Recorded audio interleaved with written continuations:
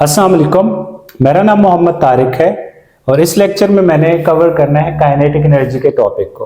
Kinetic energy को समझने से पहले हमें ये पता होना चाहिए कि एनर्जी क्या होती है और एनर्जी की कितनी टाइप्स होती हैं। जरा हम उसको डिस्कस करेंगे, उसके बाद हम लास्ट में काइनेटिक एनर्जी को डिस्कस करेंगे। तो सबसे पहले हमें पता होना चाहिए कि व्हाट इज एनर्जी। एनर्जी की डेफिनेशन मैंने यहाँ पे लिखी है।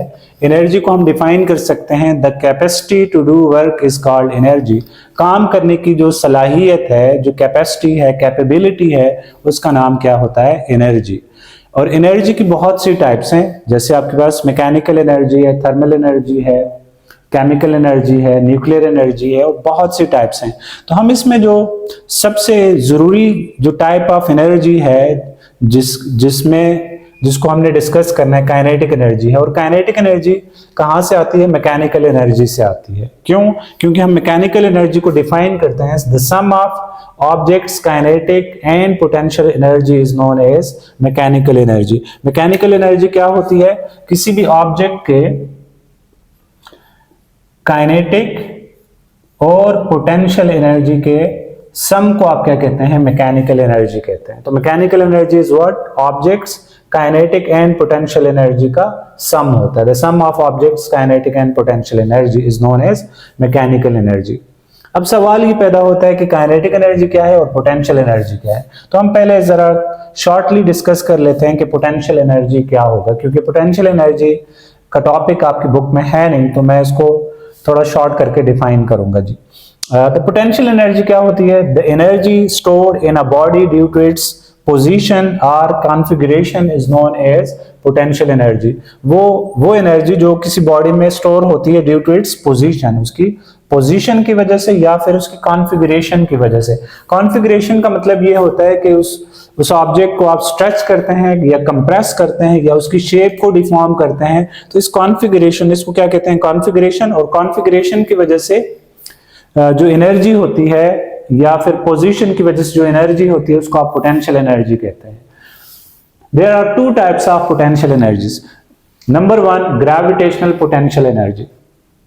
ग्रेविटेशनल पोटेंशियल एनर्जी कौन सी एनर्जी होती है? The energy stored in a body due to its gravitational field. कि ग्रेविटेशनल फील्ड के अंदर उसकी जो पोजीशन है, उसकी वजह से जो एनर्जी स्टोर्ड होती है किसी बॉडी के अंदर, उसको हम क्या कहते हैं? Gravitational potential energy. And gravitational potential energy height पे डिपेंड करती है। हाइट की वजह से जो एनर्जी होती है किसी बॉडी के अंदर, उसको आप क्या कहते हैं? Gravitational potential energy.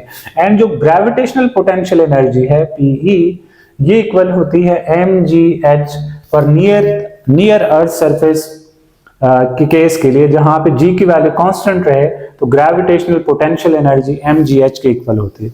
अब आपको पता है मास किसी भी ऑब्जेक्ट का हमेशा कांस्टेंट रहता है। Gravitational acceleration near earth surface के लिए कांस्टेंट है, तो उसके लिए क्या चीज वैरी करेगी? हाइट वैरी करेगी। जितनी ज्यादा हाइट उतनी ज्यादा पोटेंशियल एनर्जी होगी। तो पोटेंशियल एनर्जी का ये फॉर्मूला आ जाता है mgh। ये ग्रेविटेशनल पोटेंशियल एनर्जी का फॉर्मूला है, कीप इन माइंड। नेक्स्ट आपके पास जो एनर्जी है वो है elastic potential energy. Elastic potential energy किसी बॉडी में स्टोर होती है। The energy stored in body due to its configuration. Configuration से क्या मुराद है? यहाँ पे किस कॉन्टेक्स्ट में आप कॉन्फ़िगरेशन को यूज करते हैं? शेप डिफॉर्मेशन को भी आप कॉन्फ़िगरेशन की मीनिंग, शेप डिफॉर्मेशन यहाँ पे कॉन्फ़िगरेशन है, या फिर किसी ऑब्जेक्ट को आप स्ट्रेच करते हैं या कंप्रेस करते हैं, तो उसको भी आप क्या कहेंगे? कॉन्फ़िगरेशन। स्ट्रेच करने की वजह से किसी ऑब्जेक्ट को, या फिर कंप्रेस करने की वजह से, या उसकी शेप को डिफॉर्म करने की वजह से उसके अंदर जो एनर्जी स्टोर्ड होती है, उसको आप क्या कहते हैं जी? इलास्टिक पोटेंशियल एनर्जी कहते हैं। फॉर एग्जाम्पल, आपके पास एक स्प्रिंग है, तो स्प्रिंग को आप जितना ज्यादा स्ट्रेच करेंगे तो उसके अंदर एक एनर्जी स्टोर होती जाएगी, और वो जो एनर्जी है स्ट्रेच करने की वजह से, उसको आप इलास्टिक पोटेंशियल एनर्जी कहेंगे। और अगर आप किसी स्प्रिंग को कंप्रेस करते हैं, तो कंप्रेशन की वजह से या उसकी शेप के डिफॉर्म होने की वजह से भी एक एनर्जी स्टोर हो सकती है, जिसको आप इलास्टिक पोटेंशियल एनर्जी कहेंगे। इसके अलावा किसी भी इलास्टिक को ऐसे आप स्ट्रेच करते हैं, तो देखिए ये स्ट्रेच हो गई या उसकी शेप डिफॉर्म हो गई है, उसकी वजह से उसमें जो एनर्जी स्टोर होगी, उसको भी आप क्या कहेंगे? इलास्टिक पोटेंशियल एनर्जी कहेंगे। तो इलास्टिक पोटेंशियल एनर्जी का जो फॉर्मूला होता है, इलास्टिक पोटेंशियल एनर्जी, इलास्टिक जो होता है उसका फॉर्मूला हाफ के एक्स स्क्वायर के इक्वल होता है। अब इसमें के क्या है, के को कहते हैं जी स्प्रिंग कांस्टेंट, एक्स इसका डिस्प्लेसमेंट है फ्रॉम मीन पोजीशन, कि मीन पोजीशन से उसको आपने कितना स्ट्रेच किया है या कंप्रेस किया है, ये वो डिस्प्लेसमेंट होगा। एक्स क्या है, डिस्प्लेसमेंट है जिससे उसको स्ट्रेच या कंप्रेस किया गया है, के स्प्रिंग कांस्टेंट। तो इस फॉर्मूला की मदद से आप इलास्टिक पोटेंशियल एनर्जी को निकाल सकते हैं। इसके बाद हम बात कर लेते हैं काइनेटिक एनर्जी की। काइनेटिक एनर्जी क्या होती है, the energy possessed by body due to its motion is called kinetic energy।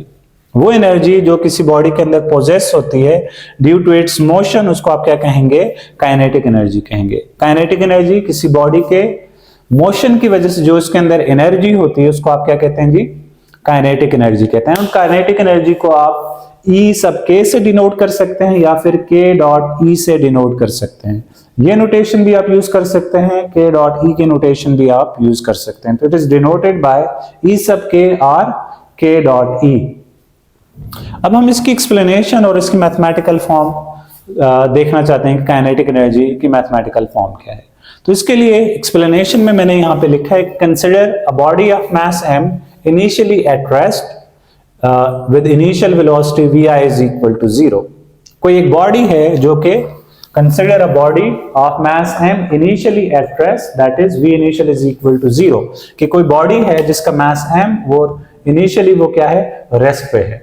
तो उस पे क्या लग रही है, horizontal force F is applied to move through a displacement s and achieve a final velocity अब Vf is equal to V। आप उस ऑब्जेक्ट के ऊपर आप एक फोर्स F लगाते हैं, ये हॉरिजॉन्टल फोर्स लगाते हैं। अब आपको पता है फोर्स की वजह से इस ऑब्जेक्ट में डिस्प्लेसमेंट कवर होगा, तो ये बॉडी यहां से मूव करके यहां पे पहुंच जाएगी। तो अब इसने कोई डिस्प्लेसमेंट S कवर किया और इस जगह पे पहुंच के इसकी जो फाइनल वेलोसिटी है Vf is equal to V हो जाती है। अब देखें ऑब्जेक्ट यहां से यहां तक मूव हुआ है, इस मीन इस ऑब्जेक्ट पे वर्क हुआ है, तो work done W appears as kinetic energy। तो जितना इस पे काम हुआ है वो इस बॉडी में इस पॉइंट के ऊपर इसकी काइनेटिक एनर्जी की फॉर्म में अपीयर होगा। तो we can say that work is equal to kinetic energy, और वर्क आपको पता है F डॉट S के इक्वल होता है, क्योंकि यहाँ पे हॉरिजॉन्टल फोर्स है तो F S cos of theta, theta यहाँ पे 0 हो जाएगा एंड cos 0 आपके पास 1 होता है। चलो मैं लिख लेता हूँ, cos ऑफ 0 डिग्री हो जाएगा। तो आपके पास जो E K है वो इक्वल हो जाएगी, या के ई या ई के एज यू विश, जो आप लिखना चाहें, ये इक्वल हो जाएगा F into S, called this equation number 1। तो अब देखिए इस ऑब्जेक्ट पे फोर्स लगी है, फोर्स की वजह से एक एक्सेलरेशन प्रोड्यूस होता है, फोर्स की वजह से एक एक्सेलरेशन प्रोड्यूस होता है और ये ऑब्जेक्ट यहां से यहां पे मूव कर गया है। तो वी कैन राइट कि ई के या के ई के इज इक्वल टू, फोर्स की जगह आप न्यूटन लॉ से मास time acceleration into displacement S लिख सकते हैं। क्यों? क्योंकि न्यूटन लॉ से आपको पता है, या यहां पे आप लिखना भी चाहें तो by Newton's second law. Newton second law क्या है? F is equal to m a. इसको आप इक्वेशन 1 में यूज करो, यूजिंग इन इक्वेशन 1, तो आपके पास E सबके इक्वल हो जाएगा एम ए इंटू एस आ जाएगा, कॉल्ड दिस इक्वेशन नंबर 2। इसके बाद मैं बोर्ड को यहां से रेज कर लेता हूं, बाकी स्टेप्स हम यहां पे कर लेंगे। तो मैंने बोर्ड को रेज कर दिया। अब देखें आपके पास ये फाइनल यहां पे जो इक्वेशन 2 है वो क्या है? E सब के is equal to m a into displacement s के इक्वल आ गया। अब अगर आप Newton's third equation of motion का इस्तेमाल करें, आप कहेंगे इज बाय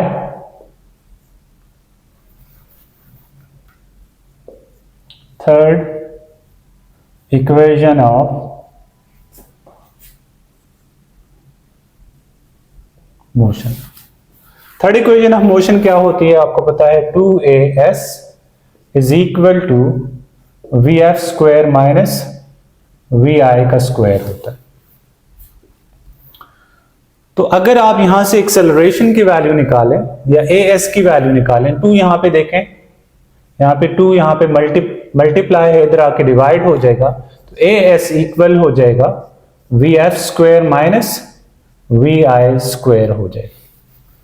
तो इसको आप देखें इस इक्वेशन में, इक्वेशन 2 में ए एस की जगह यूज कर लो, ठीक है। यूजिंग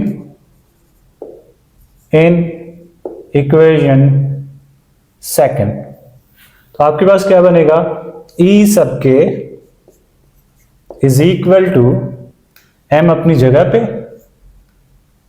और यहां पे सॉरी यहां पे 2 भी है,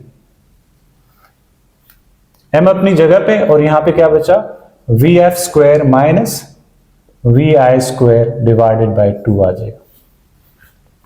देखिए आप अगर अपनी एक्सप्लेनेशन में देखें तो v इनिशियल की वैल्यू आपने 0 एज्यूम की हुई है एंड vf की वैल्यू आपने v एज्यूम की हुई है। तो ये दो वैल्यूज अगर आप यहां पे पुट करो, देखें e सबके इक्वल हो जाएगा m, vf की जगह आप क्या पुट करेंगे v, माइनस vi की जगह 0 डिवाइडेड बाय 2 अपनी जगह पे रह जाएगा, और यहां पे स्क्वायर भी है। Anything minus 0 is equal to that thing, तो ये आपके पास इक्वल हो जाएगा ई सबके is equal to m v square by 2। यहां पे याद रखिएगा इस जगह पे क्या हुआ है, v initial is equal to 0 and v f is equal to v हमने यहां पे एज्यूम किया है, याद रखिएगा। तो यहां पे आपके पास देखें ई सबके इक्वल आ गया 1/2 एम वी स्क्वायर। तो ये आपके पास रिक्वायर्ड एक्सप्रेशन है फॉर काइनेटिक एनर्जी। तो काइनेटिक एनर्जी का जो फाइनल एक्सप्रेशन है वो आप देख सकते हैं हाफ एम वी स्क्वायर आ जाएगा। तो ये आपके पास काइनेटिक एनर्जी का एक्सप्रेशन आ गया। आप यहां से देख सकते हैं काइनेटिक एनर्जी दो चीजों पे डिपेंड कर रही है। काइनेटिक एनर्जी मास पे डिपेंड कर रही है और वेलोसिटी की मैग्नीट्यूड पे डिपेंड कर रही है। जितना ज्यादा मास होगा उतनी ज्यादा काइनेटिक एनर्जी, जितनी ज्यादा वेलोसिटी की मैग्नीट्यूड होगी उतनी ही ज्यादा काइनेटिक एनर्जी होगी। तो हम कह सकते हैं कि kinetic energy mass and velocity पे डिपेंड करती है। और एक चीज का ख्याल रखिएगा कि काइनेटिक एनर्जी कभी भी नेगेटिव नहीं हो सकती।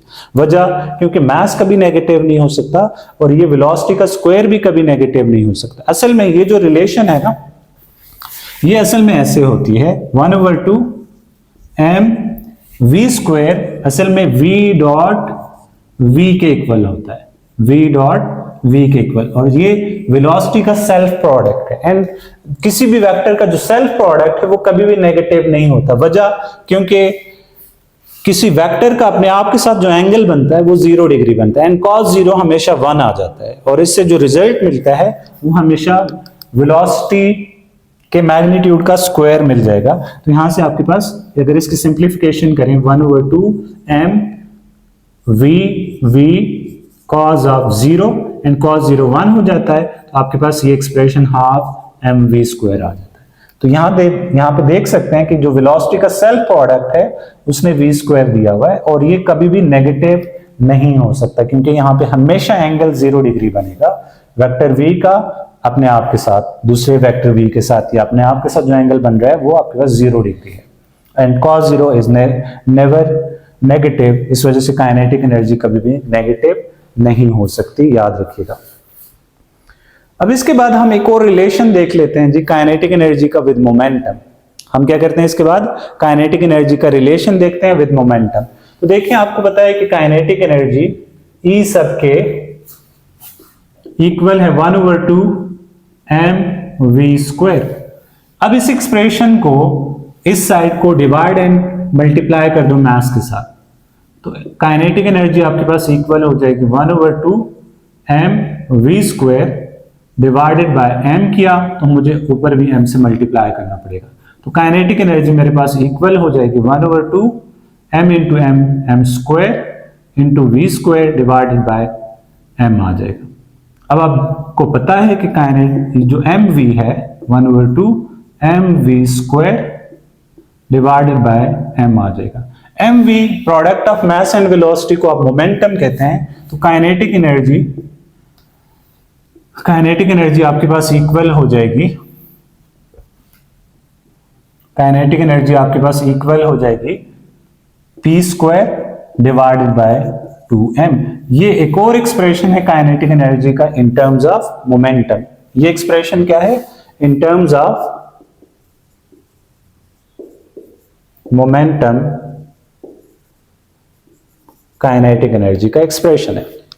तो ये आप देख लें, बड़ा आसान सा टॉपिक था काइनेटिक एनर्जी का। इससे पहले काइनेटिक एनर्जी से पहले हमने कुछ एडिशनल चीजें भी डिस्कस की ताकि आपको पता चले कि एनर्जी क्या होती है, काइनेट पोटेंशियल एनर्जी क्या है, इलास्टिक पोटेंशियल क्या है, ग्रेविटेशनल पोटेंशियल क्या है। उसके बाद हमने काइनेटिक एनर्जी को डिस्कस किया। बुक में सिर्फ काइनेटिक एनर्जी यहां से लेकर इस जगह तक गिवन है, लेकिन आप ये 2-4 स्टेप भी आगे कर लें। अगर एग्जामिनर आपसे कह देता है कि आप काइनेटिक एनर्जी को इन टर्म्स ऑफ मोमेंटम लिखें तो आपको ये पता होना चाहिए। होप सो आपने ये लेक्चर समझ लिया होगा। अगले लेक्चर तक अल्लाह हाफिज।